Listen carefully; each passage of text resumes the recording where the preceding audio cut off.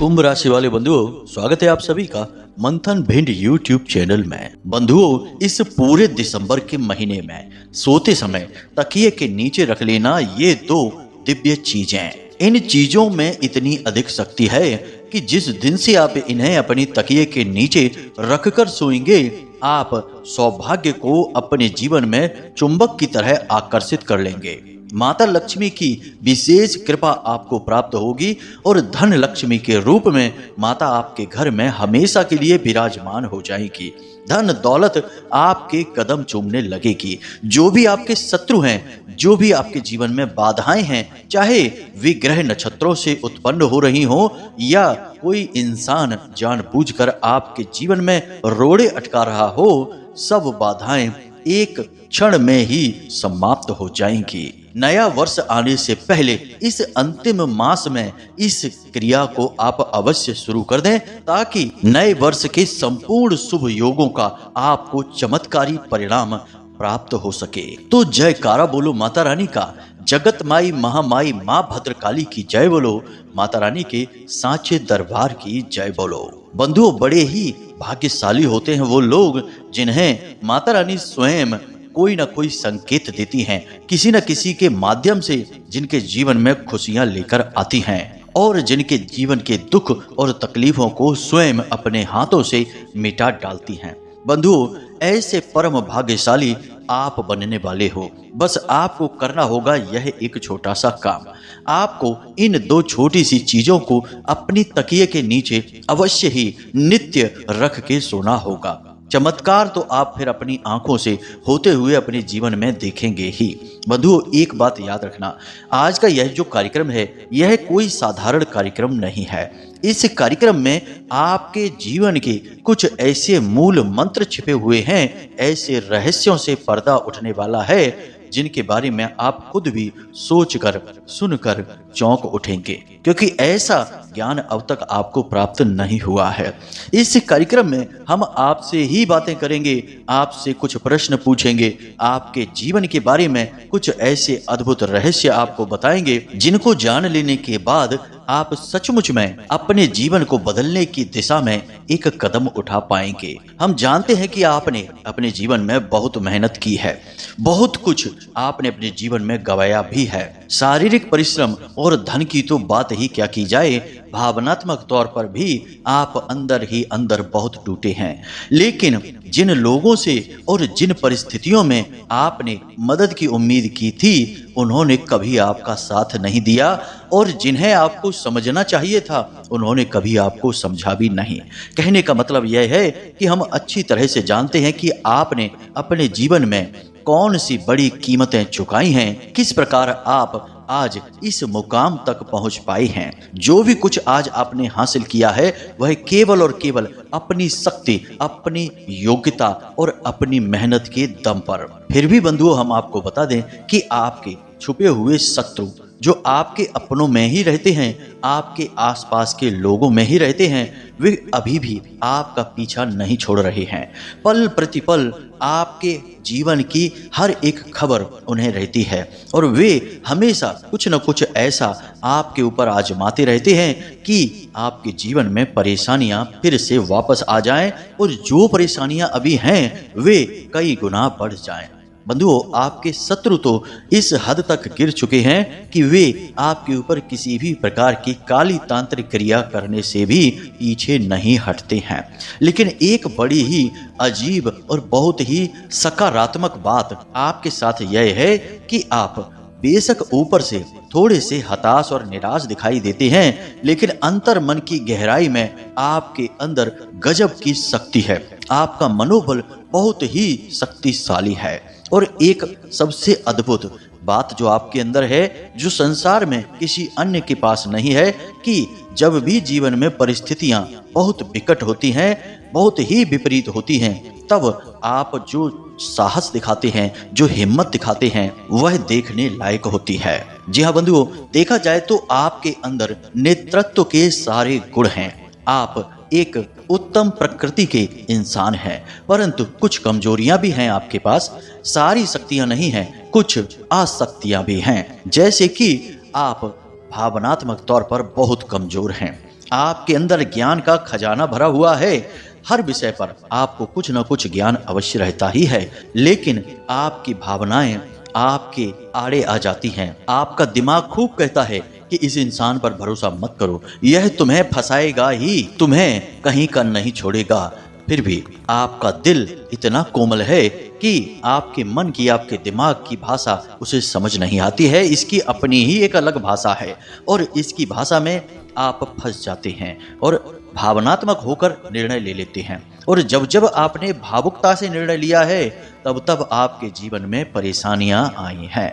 तो अब सारी परेशानियों का अंत करने का समय आ चुका है।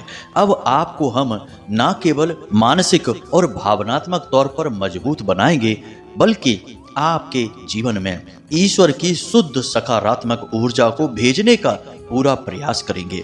परंतु बंधुओं, यह प्रयास ही तो है। अगर आप कोई क्रिया नहीं करेंगे तो हमारा प्रयास तो विफल हो जाएगा। ताली कभी एक हाथ से नहीं बजती है, आपका दूसरा हाथ हमें चाहिए ताकि हम ताली बजा सकें और इसकी गूंज आपके जीवन में सुनाई दे, आपके जीवन में चमत्कारी घटनाएं होनी शुरू हो जाए। तो बस आपको इस कार्यक्रम को अंत तक देखना है, सारी बातों को अच्छी तरह से समझना है। कोई प्रश्न मन में उठे तो हमने नंबर दे रखा है, उस नंबर पर सीधे फोन कर देना है या मैसेज कर देना है। माता रानी के सेवक आपकी सारी बातें सुनेंगे, समझेंगे और हमारे पास पहुंचाएंगे। फिर हमें समय मिलेगा तो हम तुरंत आपसे संपर्क करेंगे। तो बस कार्यक्रम को अंत तक देखें, तभी हमारी मेहनत सफल होगी और आपको भी अद्भुत ज्ञान प्राप्त होगा जो जीवन को बदलने योग्य होगा। तो चलिए बिना समय गवाए आज के इस विशेष कार्यक्रम की शुरुआत करते हैं, माता रानी का नाम लेते हुए, उन्हें याद करते हुए। तो चलिए कमेंट बॉक्स में लिख डालिए, जय मां भद्रकाली कृपा करो। माता रानी आपके ऊपर विशेष कृपा करेंगी, हमें पूर्ण विश्वास है। तो चलिए बंधुओं शुरू करते हैं। अब ध्यान से सुनिए, यह जो दिसंबर का महीना है, इस महीने में कुछ जरूरी कार्य हैं जिन्हें आपको अवश्य कर ही लेना चाहिए। जैसे कि आपको किसी भी मंगलवार के दिन हनुमान जी के मंदिर में जाकर गुड़ का, चने का और गेहूं का दान अवश्य कर ही देना चाहिए। ये सभी मंगल के कारक हैं और मंगल बकरी चाल चलने वाले हैं 7 दिसंबर से। उसके बाद आपके जीवन में कुछ परेशानियां उत्पन्न हो सकती हैं, क्योंकि मंगल का नाम तो मंगल है परंतु है पूर्ण रूप से अमंगलकारी। इसलिए इन्हें साधने के लिए हनुमान जी की शरण में जाना पड़ता है। इनके अधिपति हनुमान जी ही हैं। तो आपको ये 3 वस्तुएं किसी भी मंगलवार के दिन निकट के हनुमान जी के मंदिर में दान कर आना है। इससे मंगल आपके अनुकूल हो जाएंगे। अब ध्यान से सुनिए, आपसे हम कुछ प्रश्न पूछेंगे। उन प्रश्नों के जवाब आपको अपने मन में देना है या यूं कहें कि विचार करना है। फिर आपको हम कुछ बातें बताएंगे जिन्हें जानकर आपको निश्चित तौर पर बहुत आश्चर्य होगा। अब सबसे पहले हम आपसे यह पूछते हैं कि रात्रि के समय जब आप सोने के लिए जाते हैं, तो जब तक आप नींद की गहराई में नहीं डूबते हैं तब तक आपको सब पता रहता है कि आप कहाँ हैं, क्या कर रहे हैं, कैसे कपड़े आपने पहने हैं, कैसे लोग आपके आसपास हैं, दिन है कि रात है, यानी कि इस दुनिया की पूरी अनुभूतियां आपके पास होती हैं। लेकिन आप जैसे ही नींद की गहराई में जाते हैं आप सब कुछ भूल जाते हैं। फिर आपको कुछ नहीं पता कि आपके आसपास कैसे लोग हैं, कैसी दुनिया है, दिन है, रात है, कुछ भी नहीं पता है। तो असल में आपको जब नींद में जाने की यह अवस्था हावी होती है, उस समय इस संसार से आपका संपर्क भी कमजोर होने लगता है और आप एक अलग संसार में जाने लगते हैं। अब उस संसार में, जिसे हम नींद का संसार कह सकते हैं अभी के लिए, फिर आगे उसका हम आध्यात्मिक नाम भी बताएंगे, उस संसार में जाने का समय क्या होगा यह आप निर्धारित नहीं करते हैं, यह शायद वही संसार निर्धारित करता है। इसीलिए आपने कभी देखा होगा कि कई बार तो आप बस यूं ही आंख बंद करके कुछ समय के लिए लेटेंगे और तुरंत नींद में चले जाएंगे, आपको पता ही नहीं चलेगा। और इसीलिए कभी कभी ऐसा होता है कि जब आप खूब सोने की कोशिश करेंगे फिर भी आप नींद में नहीं जा पाएंगे, बस यहाँ से वहाँ करवटें बदलते रहेंगे। अब आपके मन में कोई बेचैनी भी नहीं है, कोई विचार भी नहीं है, तब भी आपको नींद नहीं आ रही है, मतलब कि आपको उस नींद की दुनिया में, नींद के संसार में प्रवेश नहीं मिल पा रहा है। इस वजह से आपको नींद नहीं आ रही है। तो अब इन सब बातों से यह बात स्पष्ट होती है कि आपको नींद कब आएगी यह असल में आपका निर्णय नहीं है, यह निर्णय किसी और का है। आप तो बस लेट जाते हैं, आंखें बंद करते हैं और नींद के आने का इंतजार करते हैं। यानी कि नींद एक रहस्य है। अब इस रहस्य के विषय में विज्ञान क्या कहता है, इस विषय पर तो चर्चा ना करें तो ही अच्छा है, क्योंकि विज्ञान को नींद के विषय में अभी कुछ भी नहीं पता चला। विज्ञान तो खुद बहुत बौना है, अभी बस विचार ही कर रहा है, सोच ही रहा है। अध्ययन, रिसर्च अभी चल ही रही है नींद के ऊपर, लेकिन हमारा आध्यात्म इसके विषय में बहुत कुछ कहता है। हिंदू धर्म की उन्नत परंपराएं और ऋषि मुनियों की गहरे अध्ययनों के आधार पर बहुत सारी बातें हमें पता चली हैं कि नींद क्या है। अब आप ध्यान से सुनिए। जब हम रात्रि में सोने के लिए लेटते हैं तो हमारा जो शरीर है वह तो विश्राम की अवस्था में चला जाता है, लेकिन इसी शरीर से जुड़ा हुआ एक और शरीर होता है जिसे हम आत्मिक शरीर कहते हैं, या फिर यूं कहें सूक्ष्म शरीर, जो हमारे इस शरीर से एक रेशमी धागे से जुड़ा रहता है जिसे हम सिल्वर कॉर्ड कहते हैं। यह धागा हमारी नाभि से और सूक्ष्म शरीर के नाभि से आपस में जुड़ा रहता है। अब जब आप नींद में जाते हैं तो असल में यह सूक्ष्म शरीर आपके भौतिक शरीर को छोड़कर अन्य लोगों के भ्रमण में चला जाता है। इसीलिए आप जब सोकर जागते हैं और कुछ सपने देखते हैं तो आपको सपनों की अधूरी सी यादें रहती हैं। कभी कभी तो सपना आपको याद ही नहीं रहता है, और याद रहेगा भी तो हल्की फुल्की यादें रहेंगी, पूरी तरह से नहीं। अब ऐसा क्यों? क्योंकि जो भी कुछ सपने में आपने देखा वह आपके इस भौतिक शरीर ने नहीं देखा, यह तो आपके बिस्तर पर पड़ा था। इसलिए यह इस भौतिक शरीर की यादें नहीं है, लेकिन आपके सूक्ष्म शरीर ने वह सब कुछ देखा, इसलिए वे यादें आपके सूक्ष्म शरीर की हैं। इसीलिए जब आप सोकर जागते हैं तो आपको कुछ भी ठीक से याद नहीं रहता कि आपने क्या सपना देखा, लेकिन कुछ सपने ऐसे होते हैं जो आपको पूरी तरह से याद भी रहते हैं। वे असल में संदेश होते हैं। जी हाँ बंधुओं, जो आपका सूक्ष्म शरीर आपके इस भौतिक शरीर में आपके मन मस्तिष्क में डालना चाहता है, क्योंकि वह आपके किसी पितृ पूर्वज से मिलकर आया है, किसी ऐसे संसार में घूमकर आया है जहां से कुछ विशेष सूचना है जिसका लाभ आपको प्राप्त हो सकता है, आपके उपयोग की है वह सूचना। मित्रों, उम्मीद कर रहे हैं हम कि आप हमारी सारी बातों को गहराई से समझ रहे हैं, क्योंकि बिना ध्यान दिए आपको कुछ भी समझ में नहीं आएगा। यहाँ पर हम पूर्ण आध्यात्म की बात कर रहे हैं। अब मानकर चलिए कि आपका सूक्ष्म शरीर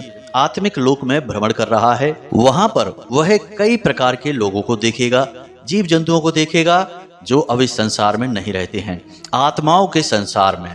लेकिन वहीं से वह सूक्ष्म शरीर अन्य लोकों में भी जा सकता है, जैसे पितृलोक में, सूर्यलोक में, ब्रह्मलोक में, सतलोक में, तपलोक में, या फिर हमारे जो शास्त्रों में वर्णित कई प्रकार के लोक हैं। अब हमारा सूक्ष्म शरीर जब पितृलोक में जाएगा तो वह हमारे पितृ पूर्वजों से मिलेगा। इसीलिए आपको सपने में ऐसा लगता है कि आप अपने किसी पुरखे पूर्वज को देख रहे हैं जो अभी इस संसार में नहीं है। जब उनसे मिलेगा तो वह उनसे बातें करेगा, उनके दर्शन करेगा, और यदि कुछ सूचना है तो वे आपको सूक्ष्म शरीर को जो सूचना देंगे उस सूचना को लेकर आपके पास आएगा। इसीलिए वह सपना आपको याद रहेगा।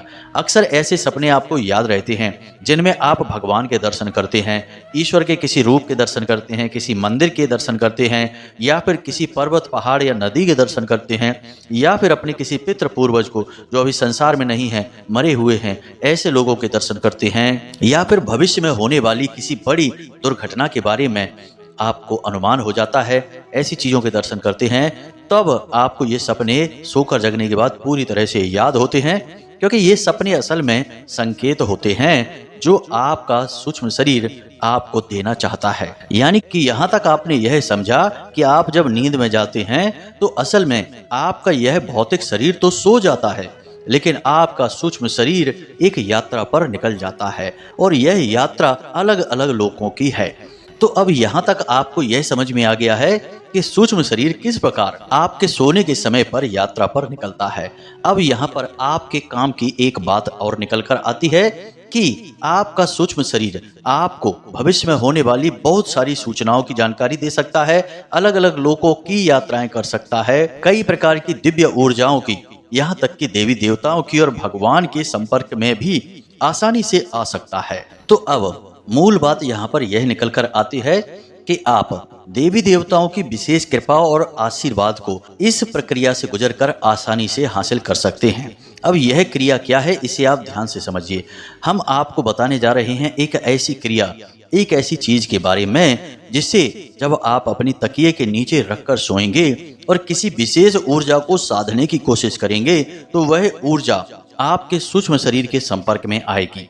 यानी जब आप सोएंगे तो आपका सूक्ष्म शरीर जब यात्रा पर निकलेगा तो उस विशेष ऊर्जा तक वह पहुंचेगा, और जब उस विशेष ऊर्जा के संपर्क में वह आएगा तो वह आपके निवेदन को उस ऊर्जा तक पहुंचा देगा, यानी भगवान तक पहुंचा देगा। और फिर भगवान सीधे आपके संपर्क में आकर आपकी मदद करेंगे, आपके आसपास की नकारात्मकताओं को दूर करके आपके जीवन को सुंदर बना देंगे। यही है दिव्य लोकों में भ्रमण करने का रहस्य, देवताओं की शुद्ध सकारात्मक ऊर्जा को अपने जीवन में लाने का रहस्य। इसीलिए आपने देखा होगा कि ऋषि मुनि बड़े बड़े ध्यानी आंख बंद करके बस बैठे रहते हैं, समाधि की मुद्रा में चले जाते हैं। समाधि को भी नींद या मृत्यु की अवस्था ही कहा गया है।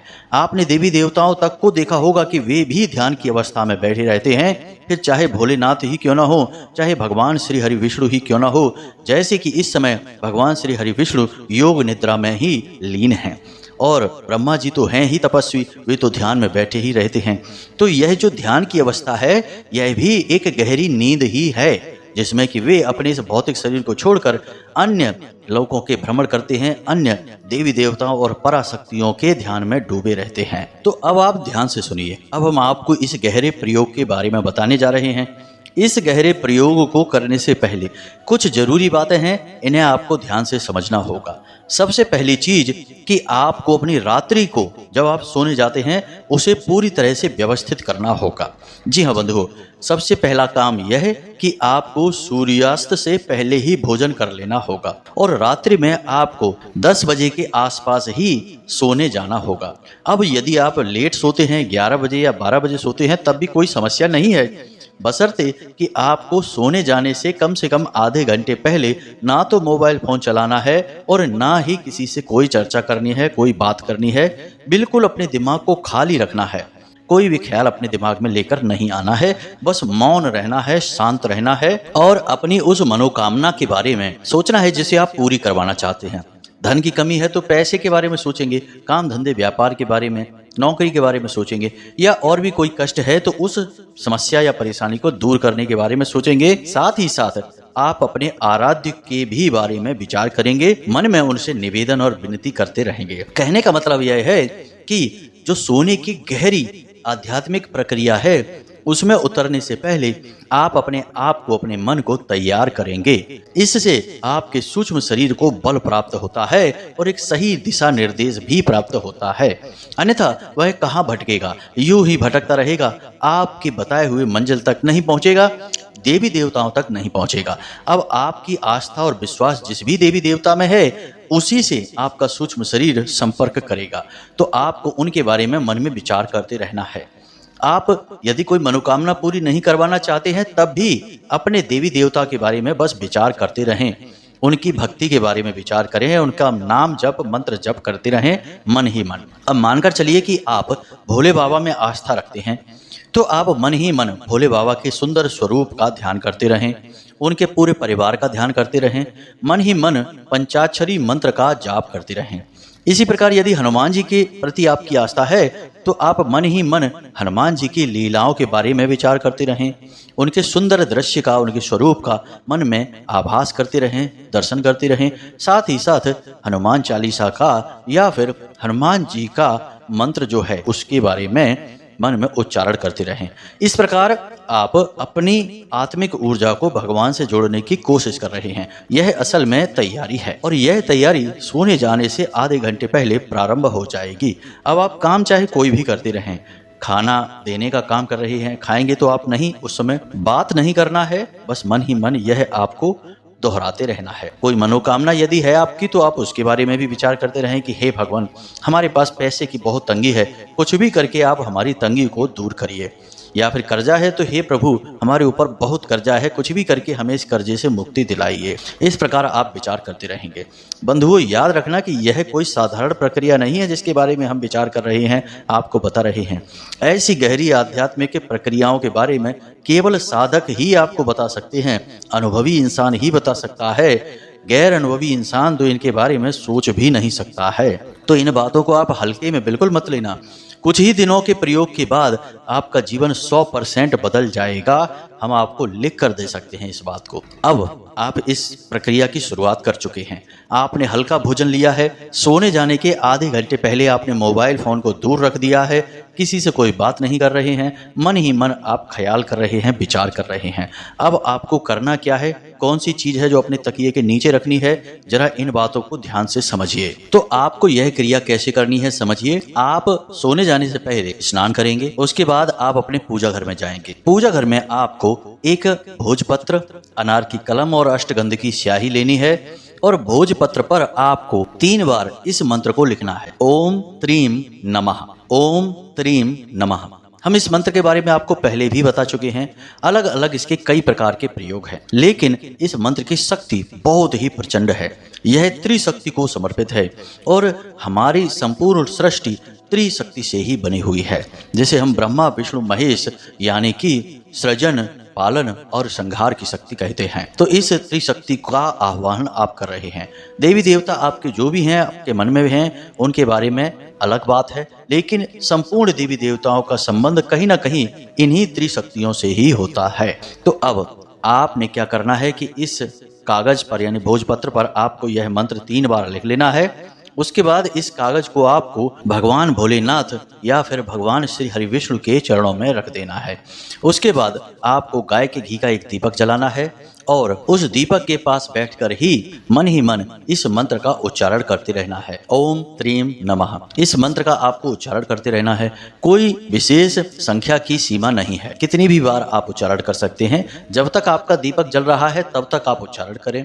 कम से कम 5-10 मिनट तो वहां बैठे ही। उसके बाद जब आपका दीपक शांत हो जाए तो उसके बाद आपको वह कागज भगवान के चरणों से उठाना है और मन ही मन भगवान से निवेदन करना है कि हे प्रभु, हमारी मनोकामना आप पूरी करिए। हम आपसे निवेदन करते हैं और हम आपकी शरण में हैं, आपकी मदद चाहते हैं। सपने के माध्यम से आप हमें संकेत दीजिए कि आप अब हमारी मनोकामना को पूरी करने वाले हैं। यह आपका मन में चल रहा विचार होगा, आपको बोलने की कोई जरूरत नहीं है, किसी से कुछ बताने की जरूरत नहीं है। यह बहुत ही गुप्त और व्यक्तिगत प्रयोग है। और याद रखना कि आप कुछ बोलें या ना बोलें, भगवान सब सुनते हैं, वे अंतर्यामी हैं, आपकी आत्मा को जानते हैं। तो अब आपको यह कागज उठाना है और इसे धीरे से अपने तकिए के नीचे रख लेना है। अब आपको सीधे होकर लेटना है और अपनी छाती पर दोनों हाथ रखने हैं और उसके बाद इसी मंत्र का फिर से उच्चारण करना है। जितनी भी बार आप कर सकते हैं, मन ही मन इसका उच्चारण करें और हर उच्चारण के बाद आप भगवान से निवेदन करें कि हे भगवान, हमें आप सपने में दर्शन देकर हमारी मदद करें और अपने साथ होने का हमें एहसास कराएं। इस प्रकार आप निवेदन करेंगे। यदि आपको मंत्रोच्चारण करते करते ही नींद आ जाती है तो कोई समस्या नहीं, बहुत ही अच्छी बात है। नहीं आती है, आप थक जाएं उच्चारण करते करते, तो आप आंखें बंद करके लेटे रहें, आपको नींद आ जाएगी। जब आपको थोड़ी देर बाद नींद आ जाएगी तो आपका जो सूक्ष्म शरीर है वह सीधे उसी लोक में जाएगा जिस देवी देवता के लिए आपने प्रार्थना की थी। याद रखना कि सीमाएं हमारे इस भौतिक शरीर के लिए हैं, आत्मिक शरीर के लिए, ऊर्जा शरीर के लिए कोई सीमा नहीं है, वह कहीं भी जा सकता है। अब आपको इस प्रयोग को कम से कम 7 दिन तक करना है। 7 दिन के अंदर अंदर आपके जो देवी देवता आराध्य हैं, जिनमें आपकी आस्था है, वे आपको 100% दर्शन देंगे, हर हालत में देंगे, सपने के माध्यम से। कुछ लोगों के बारे में तो यह भी देखा गया है कि देवी देवता सपने में उनसे बात करते हैं। भेष बदल कर आएंगे लेकिन तब भी वे उसे पहचान जाएंगे और बात करेंगे। कभी कभी ऐसा होता है कि देवी देवताओं के आंशिक दर्शन होते हैं। बंधु, ये बहुत गहरी बातें हैं, समझने में समय लगता है। जो समझ जाता है उसका जीवन बदल जाता है। तो उम्मीद करते हैं कि आपको सारी बातें समझ में आ गई होंगी। हाँ, अब यहाँ पर यह भी है कि वह भोजपत्र का क्या करना है। सुबह जागते ही स्नान आदि करने के बाद उस भोजपत्र को पुनः पूजा की अलमारी में आप वहीं देवताओं के चरणों में समर्पित कर दें, चाहे भोले बाबा के, चाहे नारायण श्री हरि विष्णु के चरणों में, और रात्रि के समय इस क्रिया को फिर से दोहराएं। यदि आप उस दीपक को नियमित जलाएं, नियमित मंत्रोच्चारण करें और इस चीज को तकिए के नीचे रख के सोएं तो 100% देवी देवताओं से आपका साक्षात्कार होगा। हम आपको पूरा भरोसा दिलाते हैं। तो अब आप इस प्रयोग को करिए, इसके नतीजे, इसके परिणाम हमें बताइए। हम भी उत्सुक रहेंगे कि आपके साथ क्या हो रहा है। इसी के साथ साथ आज के इस वीडियो को विराम देते हैं। हमेशा हंसते रहिए, मुस्कुराते रहिए, सकारात्मक रहिए और दिन में एक बार मंदिर अवश्य जाइए, क्योंकि आपका उद्धार वहीं से होना है। मिलते हैं अगले ज्ञानवर्धक वीडियो में। तब तक के लिए धन्यवाद। प्रेम से बोलिए जय माई की, जय मां भद्रकाली। माता रानी आपका कल्याण करेंगी। धन्यवाद।